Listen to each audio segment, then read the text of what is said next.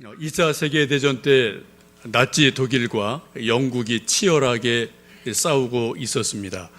그때 영국 수상이었던 처칠이 1940년 하원의원에서 아주 유명한 연설을 합니다. 여러분도 다 알고 계시는 내용입니다.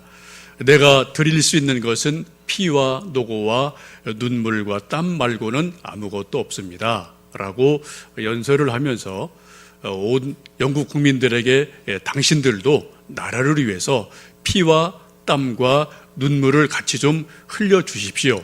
라고 강력하게 요청을 합니다.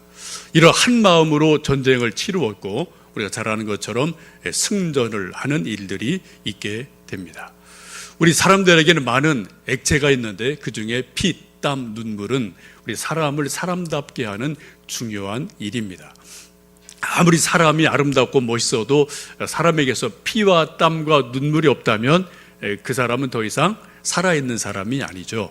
그런 것을 우리는 마네킹이다라고 이제 부를 수가 있을 것입니다. 그런데 문제는 피와 땀과 눈물을 언제, 어디서, 어떻게, 왜, 누구를 위해서 흘리느냐, 이것에 따라서 한 사람의 생애가, 한 사람의 사람됨이 결정적으로 결정이 되어집니다. 예컨대 어떤 사람이 피를 예수님을 위해서, 복음을 위해서, 교회를 위해서 피를 흘렸다. 우리는 그런 사람을 순교자로 부르며 높이 존중을 합니다. 예수님의 제자들, 또 주기철 목사님, 손양원 목사님, 많은 선배들이 복음을 위해서 피를 흘리셨습니다. 또 6.25를 우리가 맞이하게 되는데 이 나라를 위해서 피 흘린 많은 우리 조상들을 우리는 귀하게 여기고 애국자라고 인정을 하고요. 그분들을 국립묘지에 현충원에 모시고 또 정중히 그들에게 예의를 표하는 일들이 있습니다. 근데 같은 사람이 뒷골목에 서로 시비가 붙어서 칼을 들고 서로 찌르고 찔러서 피를 흘렸다. 우리는 그런 사람을 조폭이라고 이야기를 합니다. 똑같은 피를 흘리는데 어떤 사람은 순교자가 돼요. 어떤 사람은 우리가 좀 얕보면서 저건 조폭이야 라고 우리가 부르기도 합니다. 누구를 위해서 왜 어떻게 피를 흘렸느냐, 이거에 따라서 그 사람의 가치가, 그 사람의 사람됨이 결정적으로 결정이 되어집니다. 눈물도 마찬가지죠. 시도 때도 없이 눈물 흘리는 사람 우리는 울보다 혹은 주책이라고 이제 부르기도 합니다.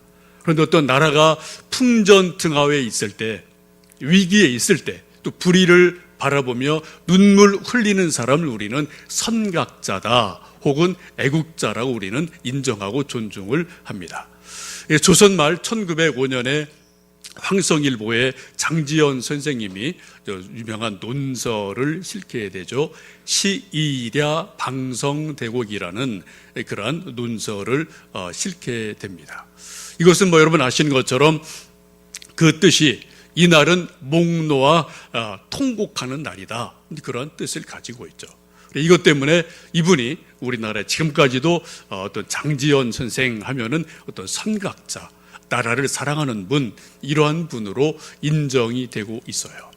똑같은 눈물인데도 드라마를 보고 철철 우는 것과 나라를 생각하며 불의를 생각하며 또 하나님을 생각하며 우는 눈물은 이게 다르다는 거예요. 질적으로 다르게 되고 그 사람됨을 결정하는 것이 누구를 위해서 왜 눈물을 흘렸느냐, 여기에 따라서 결정이 되어집니다. 구약에 예레미야라는 선지자가 있는데 이분은 눈물의 선지자라는 별명을 가지고 있습니다.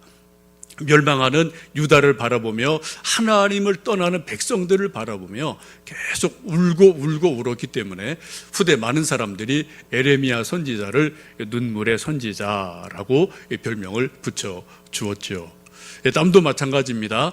땀을 흘려서 농사 짓는 사람을 우리는 착한 농부다라고 말을 합니다. 또 열심히 공부하고 구슬땀을 흘리는 학생 혹은 또 열심히 공을 차고 음악을 연습하는 그러한 사람을 우리는 착한 학생이다라고 인정하고 그들을 또 존중하게 여기게 돼요. 근데 마땅히 땀을 흘려야 될 때 땀 한 방울을 흘리지 않고 맹송맹송 있다가 요행을 바라는 사람을 우리는 불안당이라고 부르게 됩니다. 우리가 어제까지 이제 구약 읽기를 따라서 열왕기 상하 말씀을 다 읽으셨는데요.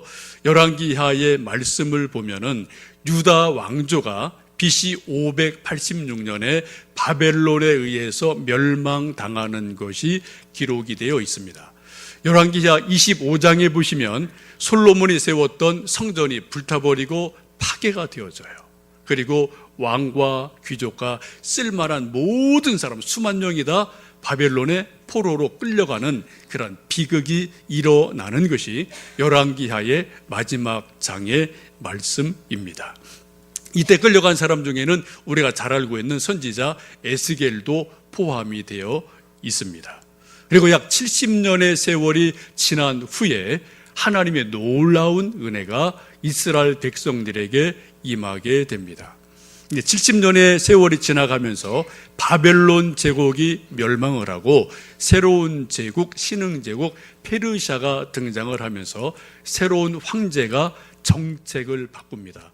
포로에 대한 정책을 바꾸어서 그전까지는 억압을 했는데 이제는 너희 나라로 돌아가도 좋다, 그런 사면령을 내리게 되고, 그런 흐름 속에서 이스라엘 백성들이 70여 년 만에 고국으로 돌아오는 그러한 일들이 일어나게 됩니다. 이제 저희들이 내일부터 느헤미야서를 읽게 되는데요.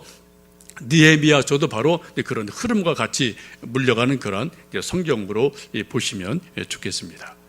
그래서 우리가 지금 읽었던 시편 126편의 말씀을 보시면 이러한 역사적인 배경 속에서 쓰여졌기 때문에 시편 126편의 전체적인 흐름이 밝아요. 그리고 감동이 있습니다. 기쁨이 있습니다. 웃음이 있습니다. 하나님께 대한 감사가 흘러넘치는 그러한 흐름이 시편 126편에 전체적으로 흘러가는 그런 흐름인 것을 보실 수가 있습니다. 아마 우리식으로 말한다면은 일제 때 일본으로 강제로 끌려갔던 우리 많은 조상들이 8.15 해방이 되고 이제 일본에서 귀국선을 타고 한국으로 돌아올 때 그 배 안에서 막 즐겁게 노래를 부르고 춤추던 것, 그러한 것으로 시편 126편을 이해하셔도 크게 다르지는 않습니다. 1절에 그렇게 말씀하죠. 여호와께서 시온의 포로를 돌려보내실 때에 우리는 꿈꾸는 것 같았도다 라고 말씀하고 있습니다. 70년 만에 귀국이 이루어집니다. 도저히 현실적으로 불가능했던 일들이 실제 현실로 이루어졌을 때 우리 사람들은 이게 꿈이야 생시야 반신반의할 때가 참으로 많습니다. 그래서 볼을 꼬집어 보고 사람에게 물어보고 진짜 이게 현실이야? 진짜라고 우리가 물어볼 때도 종종 있습니다. 아마 여러분도 지금까지 인생을 사시면서 내 인생에는 이런 일이 없지, 나는 이런 일은 안 돼라고 불가능하게 여겼던 어떤 일들이 현실로 딱 이루어졌을 때 여러분 마음에 감동이 있고요. 이게 정말 꿈인가 생신가 라고 여러분이 좀 약간의 혼란스러움을 가졌던 그러한 기쁜 일들이 나름대로 있으셨을 줄로 압니다. 저도 몇 년 전에, 아주 오래 전에 제가 좀 몇 년간 토론토 유학을 한 적이 있는데요.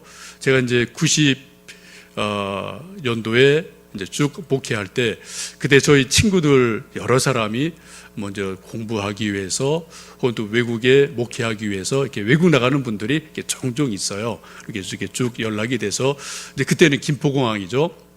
김포공항에 가서 이제 환송하는 일들이 종종 있었습니다. 여러분도 90년대 그런 모습을 좀 해보셨고 기억이 나실 거예요. 로비에 빙 20-30명 둘러서서 손을 잡고 같이 이제 유학을 떠나는 그 목사를 축복하고 열심히 합심 기도를 하죠, 그죠? 통성 기도하고 이제 대표되는 분이 한번 또 기도를 마무리하고 이제 악수하고 이제 잘 가라고 인사를 하고 헤어집니다. 유학 가는 사람은 이제 그 안으로 들어가서 비행기를 타고 떠나게 되고, 이 땅에 남아있는 사람들은 이제 각자 버스를 타고 또 집으로 돌아가는 그러한 일들이 있습니다. 저도 몇 번 그러한 일들이 있었어요. 그때 버스를 타고 저 혼자 집으로 돌아오면서 제가 많은 상념에 사로잡히게 됩니다. 야, 저 친구는 참 공부를 잘해서 유학을 가는구나. 또 집안이 괜찮아서 또 뭐 어떻게 뭐가 돼서 유학을 떠나는구나. 이런 것을 생각하면서 한편으로는 참 부럽고요. 또 그러지 못하는 나의 현실이 되게 좀 아쉽고 안타깝고 이런 일들이 여러 번 있었어요. 그때 버스 안에서 돌아오면서 속으로 그런 기도를 몇 번 했던 기억이 납니다. 하나님, 저도 한번 비행기 좀 타고 싶습니다. 저도 한번 좀 비행기 좀 태워주세요. 근데 그런 기도를 좀 아주 심각하진 않게 그냥, 그러나 마음에는 간절함으로 몇 번 기도했던 그런 일들이 있었어요. 근데 그때 제 형편이 제가 유학할 그런 형편이 전혀 아니었기 때문에 아주 심각하게 아주 본격적으로 하나님, 저 좀 유학의 길을 열어주세요. 그런 거를 제가 정말 소위 정식으로 심각하게 기도한 적은 별로 없었던 것 같아요. 단지 친구들 떠나고 돌아올 때 버스 안에서 약간 상념에 잡혀서 뭔가 좀 그런 마음으로 하나님, 그런 기도를 드렸던 일이 몇 번 있었습니다. 근데 약 8년의 세월이 흐르고 제가 그 전에 있던 교회에서 이러한저러한 일들이 생기게 됐습니다. 우리 부목사들은 교회 어떤 이런 일들이 일어나면 어떻게 좀 자리를 옮기는 일들이 일어나게 되거든요. 그것은 마치 큰 급류가 확 쓸려갈 때, 근데 급류에 한번 빠져들면은 내가 아무리 빠져나오려고 애를 써도 그 급류에서 헤어나올 수가 없지. 그냥 물이 막 흘러가는 대로 그냥 그 급류에 휩쓸려서 떠내려가는 그러한 일들이 우리가 인생을 살다 보면 종종 있습니다. 저도 그런 일이 있었어요. 아무리 그 급류에서 제가 헤어나오려고 애를 써도 빠져나올 수가 없었고, 이런저런 상황 속에서 하여튼 이렇게 저렇게 해서 외국을 나가게 됐고요. 뚝 떨어져 보니까 거기가 토론토였습니다. 가서 1년여간 눈물로 세월을 지냈고, 또 이런저런 어떤 하나님의 은혜가 있어서 토론토 대학교에 가서 또 함께 공부했던 그런 시간이 저에게 있었습니다. 그때 제가 공부를 하면서 몇 번 제가 깜짝깜짝 놀란 일이 있어요. 이게 꿈이야? 생시야? 라는 그런 것이 정말 이렇게 약간 혼란스러운 거 있죠. 분명히 지금 현실은 현실인데 이게 꿈인지 생시인지 명확하지 않는 그러한 약간의 혼란스러움, 착각, 이런 것들이 저에게 몇 차례 있었던 것을 지금도 기억하고 있습니다. 왜요? 제 현실로는 도저히 이루어질 수 없는 그러한 일들일 때 어떻게 하다 보니까 그런 것이 현실이 된 것을 바라보면서 정말 제가 깜짝 놀랐던 일들이 있습니다. 여러분, 하나님께서는 우리가 심각하게 기도하시는 것도 들으시고요, 소위 우리가 살짝 기도하는 것도 하나님은 다 들으셔요. 물론 우리가 열심을 다해서 마음을 쏟아부어서 심각하게 기도하는 것 중요합니다. 그렇게 해야 되죠. 그러나 전능하신 하나님은 우리 마음속에서 깊이 생각하고 고민하면서 살짝 드리는 기도도 하나님은 아신다, 하나님은 기억하신다 라는 것을 여러분 아시고 하여튼 기도하기를 쉬지 않으셨으면 좋겠습니다. 여러분, 지금 이스라엘 백성들이 약 70년의 세월 동안에 바벨론의 포로로 끌려가서 생활을 하고 있습니다. 이제 2세대, 3세대가 태어나고 죽고 이런 70년간 반복이 되어져요. 70년이라는 세월이면은 결코 짧은 세월이 아닙니다. 아마 수많은 사람들이 이제는 귀국하기는 다 틀렸다, 낙심을 하고 포기하고 어차피 살아갈 곳 이곳 바벨론 땅에서 그냥 적응하며 살자라는 그런 마음이 있었을 것 같습니다. 그런데 70년이 지난 어느 날 제국이 바벨론에서 페르시아라는 새로운 제국으로 바뀌어지고 왕이 새롭게 등장을 하면서 포로에 대한 정책이 전면적으로 재검토가 되어져요. 그리고 이제 새로운 페르시아 황제는 이제 포로들은 자기 나라로 돌아가도 좋다라는 그런 대사면령을 내리는 일들이 있게 되어집니다. 그런 상황 속에서 지금 이스라엘 백성들이 70여 년 만에 바벨론에서 이스라엘로 돌아오는 놀라운 일들이 일어나게 됩니다. 그것을 지금 1절에서 말하기를 우리가 마치 꿈꾸는 것 같았다라고 성경은 말씀하고 있습니다. 한번 여러분 상상을 해보세요. 70년이 지난 어느 날 갑자기 너희 나라로 돌아가도 좋다라는 그런 일이 일어났을 때 정말 꿈인가 생신가 라고 아마 혼란을 겪지 않았을까 싶습니다. 여기 계신 연세 높으신 분들은 이제 일제시대를 경험하시고 또 8.15를 경험하신 분도 계시는데 어제 우리 서상수 권사님 댁 신방하고 여러 가지 좀 말씀을 들었습니다. 우리 서 권사님이 8.15를 맞이하실 때가 연세가 13살이셨어요. 그러니까 지금 중학생 정도니까 알만한 거 다 알 그런 나이셨죠.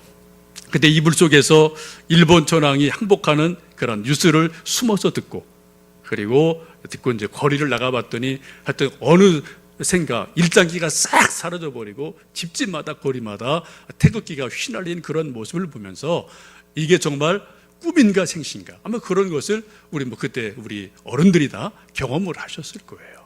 바로 그런 일들이 우리나라도 있었고요. 지금 이스라엘 역사도 있는 것을 보게 됩니다. 지금 우리가 남과 북이 분단된 지 70년이 넘었습니다. 저는 분명히 믿습니다. 하나님이 언젠가는 남과 북을 통일하셔서 서로 오고 갈 일들이 있을 터인데 북한이 고향인 분들은 평양에 가셔서 신의주에 가셔서 혹은 개성에 가셔서 혹은 금강산에 가셔서 막 만세를 부르고 옛 고향을 옛 집터를 둘러보실 때 아마 그 실향민들은 이게 정말 꿈인가 생신가 그런 아마 감격 약간의 혼란스러움 이런 것들이 있지 않으실까 싶습니다. 그때 이 귀국을 허락받은 이스라엘 백성들이 너무 즐겁고 감사해서 그렇게 고백을 하죠. 2절 보시면 이렇게 말씀합니다. 그때 우리 입에는 웃음이 가득하고 우리 혀에는 찬양이 찼었도다. 그때 문나라 가운데에서 말하기를 여호와께서 그들을 위하여 큰 일을 행하셨다 하였도다 라고 말씀합니다. 이 귀국의 놀라운 은혜를 받은 사람들의 입술 속에 찬양이 있고요 또 웃음이 있었다라고 성경은 말씀을 하고 있습니다. 입술이 싱글벙글하고요 코에서 정말 저절로 콧노래가 흘러나오는 그러한 감격스러운 일들이 이스라엘 백성들에게 일어나게 됩니다.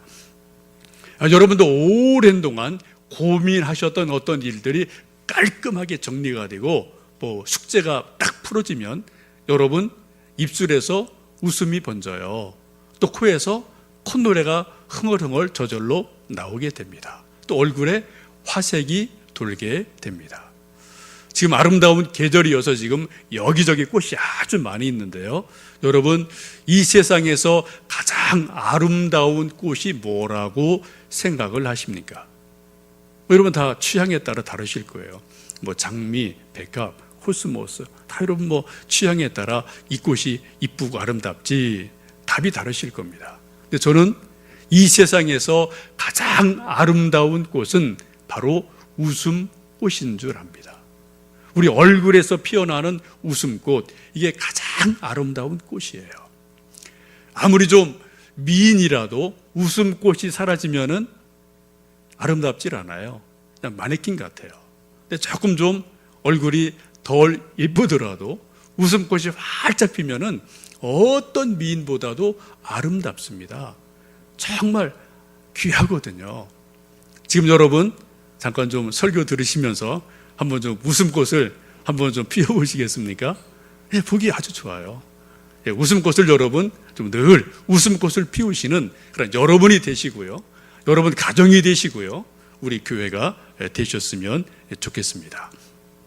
이렇게 웃음꽃이 활짝 핀 이스라엘 백성들이 말하기를 하나님께서 우리를 위하여 큰 일을 행하셨다.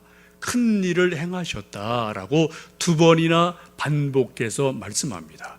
이 큰일이라는 것을 옛날 개역 성경을 보시면 한자로 대사라고 말을 해요. 큰일이라고 말하죠. 영어 성경 보시면 Great Things라고 번역이 되어 있습니다. 하나님이 놀라운 일을, 우리 사람들이 상상할 수 없는 큰 일을, 기가 막힌 일을 하나님이 이루어 주셨다. 그래서 우리 입술에 웃음이 가득하다, 우리 코에 콧노래가 있다라고 찬송하는 것을 봅니다. 이 큰 일, 대사, 이것을 우리 요즘 아이들의 말로 말한다면 조금 대박이다라고 말할 수가 있을 거예요. 그런 놀라운 일을 하나님께서 이스라엘 백성에게 행하신 것을 봅니다. 여러분, 하나님은 기본적으로 큰 일을 행하시는 분입니다. 물론 하나님은 우리가 상상할 수 없는 작은 일, 아주 디테일도 하나님은 행하셔요. 근데 기본적으로 하나님은 큰 일을 행하시는 분이에요. 말씀으로 천지를 창조하셨습니다. 이 지구를, 해와 달과 별을, 이 우주를 하나님이 창조하셨고, 지금도 우리가 다 알지 못하지만 이 우주와 한 나라의 민족의 흥망성쇠라는 큰 흐름을 지금도 하나님께서는 이끌고 계심을 우리는 분명히 믿고 있습니다. 여러분, 이거는 하나님도 안 되지, 이거 하나님도 못하실 거야 라고 여러분, 하나님을 너무 작게 과소평가하지 않으시기를 바랍니다. 우리 경험 속에, 우리 지식 속에, 우리 생각 속에 하나님을 가두지 않으셨으면 좋겠어요. 하나님이 우리 안에 들어오시기를 기다리지 마시고요. 어떻게요? 반대로 우리가 하나님 말씀 안으로 들어갈 때, 하나님 안으로 우리가 들어갈 때, 그때 진짜 하나님의 역사가 일어날 줄로 믿습니다. 하나님은 큰 일을 이루시는 분이에요. 시편 81편에 이렇게 말씀하죠. 나는 너를 애굽 땅에서 인도하여 낸 여호와 내 하나님이니 내 입을 크게 열라 내가 채우리라 라고 말씀합니다. 내 입을 넓게 열어라, 내 입을 크게 열어라, 큰 기도해라, 그러면 내가 이루리라 라고 하나님께서는 말씀하고 계십니다. 하나님이 행하신 큰 일을 본 사람들은 기쁨이 있습니다. 웃음이 있습니다. 삶의 소망이 있어요. 근데 우리 한 가지 전제할 것은, 하나님이 행하실 큰 일을 바라보는 사람들은 오늘 5절, 6절에 있는 말씀처럼 눈물을 흘리며 씨를 뿌리는 사람이라는 것입니다. 그러면 5절, 6절 말씀을 함께 읽어보시겠습니다. 눈물을 흘리며 씨를 뿌리는 자는 기쁨으로 거두리로다. 울며 씨를 뿌리러 나가는 자는 반드시 기쁨으로 그 곡식단을 가지고 돌아오리로다. 아멘. 기쁨으로 단을 거두기 위해서는 오늘 하나님 말씀하기를 눈물을 흘리며 씨를 뿌리는 것이 필요하다라고 말씀을 하고 있습니다. 우리가 살고 있는 이 세상에는 여러 가지 법칙이, 원리가 있어요. 그 중에 하나가 심음의 법칙과 거둠의 법칙이 있습니다. 심은 대로 난다라는 법칙이 있어요. 창세기 8장 22절에 보시면 노아 홍수 후에 하나님이 이렇게 말씀을 하십니다. 땅이 있을 동안에는 심음과 거둠과 추위와 더위와 여름과 겨울과 낮과 밤이 계속하리로다 라고 말씀을 합니다. 하나님 말씀하기를 노아 홍수 후에 이제 새 하늘과 새 땅이 오기 전까지는 이 땅이 이대로 있는 동안에는 심음이 있고 거둠이 있을 것이다. 낮과 밤이 있고 추위와 더위가 있고 여름과 겨울이 있을 것이다 라고 하나님 말씀하고 계세요. 뭐가 있다고요? 심음이 있고 거둠이 있다. 심는 대로 거둔다라는 것을 하나님 분명하게 말씀하고 계십니다. 이런 것은 우리 성경을 몰랐던 조상들도 익히 알고 있었던 것 같습니다. 그래서 콩 심은데 콩이 나요. 팥 심은데 팥이 납니다. 옥수수 심으면 옥수수가 납니다. 우리 조상들도 이 성경 말씀을 몰랐지만 자연을 통해 주시는 하나님의 법칙을 나름대로 정확하게 알고 있었음을 보게 됩니다. 지금도 역시 동일합니다. 우리가 열심히 땀 흘려서 콩을 심으면 콩이 나와요. 팥을 심으면 팥이 열매를 맺습니다. 우리 학생들이 열심히 공부하면 좋은 성적 나오고 좋은 열매를 맺습니다. 우리 축구 선수들이 열심히 밤낮 가리지 않고 공을 열심히 차고 연습하면 좋은 결과가 나오게 됩니다. 여러분, 사업하는 여러분들이 열심히 기도하고 열심히 아이디어를 짜고 땀 흘려 열심히 일하시면 좋은 결과가 나오게 되어 있습니다. 이것은 하나님이 이 세상을 살아가는 모든 사람에게 주신 하나님의 법칙이에요. 하나님의 원리입니다. 심음이 있고 거둠이 있다라고 성경은 말씀하고 있습니다. 여러분, 우리 그리스도인들이 누구입니까? 우리 그리스도인들은 단순하게 콩 심으면 콩 나고 팥 심으면 팥 난다, 여기까지 아는 사람이 아닙니다. 차원을 하나 더 끌어올리게 되죠. 그래서 우리가 또 한 가지 또 영적 차원까지 우리는 끌어올라가서 우리 하나님을 바라보며 눈물을 흘리고 헌신의 씨를 심고 기도의 씨를 심고 복음의 씨를 심으면 하나님이 열매 맺게 하신다라는 영적인 것까지도 우리는 알고 있는 사람이 그리스도인들이기도 합니다. 여러분, 씨가 살아있기만 하다면 시간의 빠르고 느림의 정도 차이가 있을 뿐이지 반드시 씨가 살아있다면 씨앗이 납니다. 싹이 납니다. 제가 좀 사진 한 장 보여드릴 텐데요. 이 이름은 좀 무드셀라라고 이름 붙여진 그러한 대추야자 씨가 발아한 것인데요. 이것은 약 2000년 전 예수님 시대의 이스라엘 마사다라는 그러한 지역에서 발굴된 여러 가지 대추야자 씨앗 중에 몇 개입니다. 이것을 학자들이 잘 관리하고 또 연구해서 잘 보살펴서 씨앗을 심었고 2000년이 지난 오늘날 저렇게 살아서 싹이 난 것을 봅니다. 저 이름을 사람들이 무드셀라다라고 이름을 붙여준 유명한 그러한 2000년 만에 씨가 싹이 난 그런 대추야자 씨앗이고 또 그러한 싹인 것을 여러분 보시거든요. 여러분, 씨가 살아있기만 하다면, 씨앗에 생명이 있기만 하다면 분명하게 그것은 싹이 납니다. 조금 빠르냐 조금 느리냐 이 정도 차이는 있을지 몰라도 분명하게 싹이 나는 것을 봅니다. 오늘 성경은 말씀합니다. 여러분, 눈물 흘리며 씨를 뿌리는 자는 기쁨으로 단을 거두리라 라고 말씀을 합니다. 오늘 오후에 공병호 박사님 초청해서 간증을 듣게 되는데요. 이것을 해서 여러분 많은 친구분들에게 초청하고 커피도 사주시고 또 전단지도 전달하고 이러한 일들을 얼마간 하신 줄 압니다. 예, 감사드리고요. 저도 또 교회에서 우리 전도사님들, 우리 또 사무장님, 집사님들 시간 되는 분들 오셔서 여러 가지 도와주신 일들이 여러 차례 있었습니다. 예, 감사를 드립니다. 지난 주 중에 저희들이 좀 아직 돌리지 못한 이런 아파트가 좀 있어서 좀 몇 사람이 좀 이제 전단지를 좀 가지고 나갔어요. 이런 거는 이제 단순한 일이어서 일단 사람 수가 많은 게 제일 중요하더라고요. 뭐 어떤 키가 크냐 작으냐도 아니고 사람 손이 제일 필요한 거라. 그때 이제 마침 우리 중학생 몇 명이 옛날부터 이렇게 들락날락하는 아이들이 있어요. 솜사탕 먹으러도 오고 여름에도 슬러시 먹으러 오고 이런 아이들이 꽤 많이 있는데 마침 그때 이제 몇 명 중학교 2학년 아이들이 와서 제가 좀 요청했습니다. 예, 너희들 학원 가기 전에 한두 시간 좀 시간 되냐 그랬더니 몇 명 아이들이 된대요. 그럼 좀 우리 좀 도와주겠니? 그래서 동의를 얻어서 우리 교회에서 3분 또 그쪽 아이들 3명, 6명이 한 사람 이렇게 한 사람 짝을 지어서 한 2시간 전단지를 돌리고 한 3군데 여기저기 돌리고 수고를 해 주었습니다.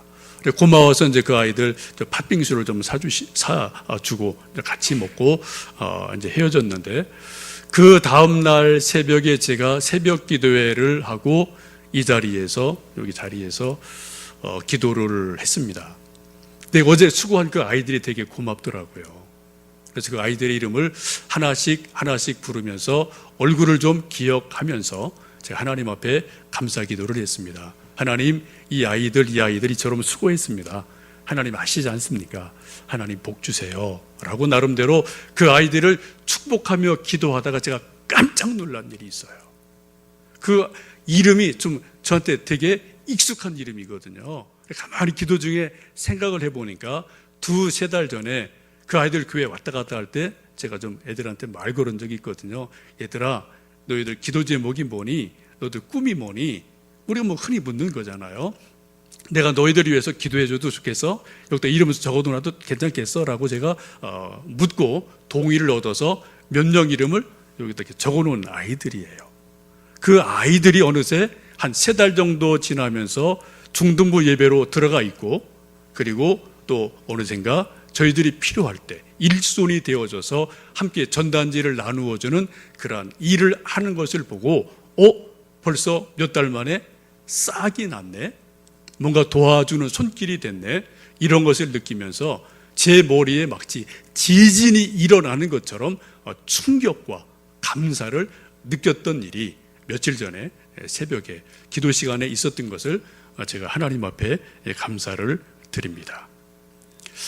여러분, 우리가 인생을 살다 보면은 씨를 뿌릴 일들이 아주 많이 있어요. 근데 우리는 씨를 뿌릴 때 그렇게 생각할 때가 있습니다. 하나님, 좀 눈물이 마르면은 씨를 뿌릴게요. 조금 더 환경이 좋아지면 씨 뿌릴게요. 조금 시간 여유가 나면 씨 뿌릴게요. 조금 돈이 생기면 씨 뿌릴게요. 저에게 시간적인 여유가 있으면은 그때 씨 뿌릴게요 라고 우리는 자꾸만 씨 뿌리는 것을 뒤로 조금 더 좋은 여건과 환경이 될 때까지 미룰 때가 참으로 많습니다. 또 오늘 성경은 그렇게 말씀하지 않습니다. 여러분, 성경을 보세요. 환경이 좋아질 때까지 조금 미뤄라. 건강이 좋아질 때까지 조금 더 기다려라. 여러 가지 시간이 넉넉할 때까지 조금 더 기다렸다 그때 해라. 여러분, 그런 성경이 있나요? 오늘 말씀을 보시면 눈물을 흘리며 씨를 뿌리는 자는 기쁨으로 단을 거두리로다 라고 말씀하고 계세요. 여러분, 울더라도 씨를 뿌리셔야 됩니다. 아무리 여건이 어려워도 여러분, 기도의 씨를 뿌리셔야 돼요. 복음의 씨를 뿌리셔야 돼요. 헌신의 씨를 뿌리셔야 됩니다. 울지라도 울며 씨를 뿌리는 자는 어떻게 해요? 기쁨으로 반드시 단을 거두리로다 라고 말씀하고 있습니다. 우리는 복음의 씨를 뿌리는 사람입니다. 선행의 씨를 뿌리는 사람입니다. 또한 기도의 씨를 뿌리는 사람입니다. 갈라디아서 6장 보시면 우리가 선을 행하되 낙심하지 말지니 때가 이르면 반드시 거두게 되리라 라고 하나님은 말씀하고 계십니다. 혹시 여러분 정말 이것은 꼭 내가 기도의 씨를 뿌려야 되는데, 헌신의 씨를 뿌려야 되는데, 하나님 조금 더 환경 좋아지면 할게요, 조금 더 여건 좋아지면 할게라고 여러분 뒤로 미루시는 거 없으셔요? 오늘 성경은 말씀합니다. 울며 씨를 뿌리는 자는 기쁨으로 단을 거두리로다 라고 말씀하고 있습니다. 여러분 모두 다 씨 뿌릴 씨가 다 달라요. 저도 씨 뿌리는 것이 나름대로 있습니다. 그것이 무엇이든 간에 우리가 하나님 앞에 눈물로 씨를 뿌리고, 기도의 씨를 뿌리고, 헌신의 씨를 뿌리고, 복음의 씨를 뿌리고, 여러분이 정말 여러분 인생에서 가꾸기 원하시는 그 씨앗을 열심히 뿌리셔서 하나님께서 오늘 말씀처럼 기적을 이루어 주심으로 우리가 마치 꿈꾸는 것 같았도다 라는 기쁨의 고백을 할 수 있는 놀라운 은혜가 우리 모두에게 있기를 간절히 원합니다. 기도하시겠습니다. 살아계신 아버지 하나님, 우리가 인생을 살며 정말 씨를 뿌리고